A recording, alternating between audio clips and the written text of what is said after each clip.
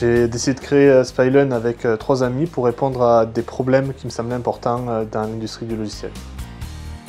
Aujourd'hui, les équipes de développement, quand elles ont un besoin client, elles n'ont pas d'outils adaptés pour intégrer ces demandes du client dans le développement de l'application.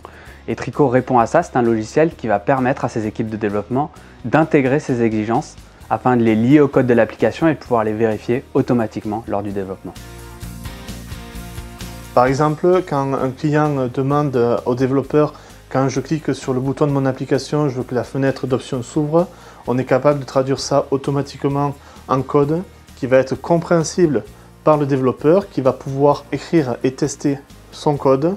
Donc l'idée, c'est vraiment de proposer des outils pour les développeurs pour qu'ils puissent mieux comprendre les besoins de leurs propres clients, leur proposer des outils qui sont plus adaptés et donc qui ont moins de bugs et qui sont du coup de meilleure qualité pour leurs propres clients.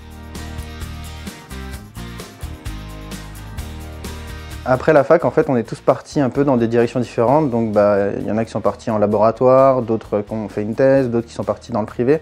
Constatant un peu tous ce non-respect des exigences clients, Florian nous a proposé de créer un logiciel autour de ça. Et en fait, suite à cette idée, on a décidé de créer une entreprise. C'est de là qu'est né Spylen. Spylen, en fait, ça a pour vocation d'être vraiment une sorte de laboratoire privé qui va apporter l'innovation qui existe, notamment d'un côté académique à l'industrie.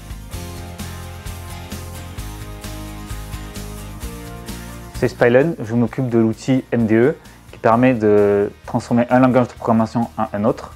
J'ai intégré cet outil à l'outil Trico, permettant ainsi à l'utilisateur de générer ses exigences clients en un langage de son choix.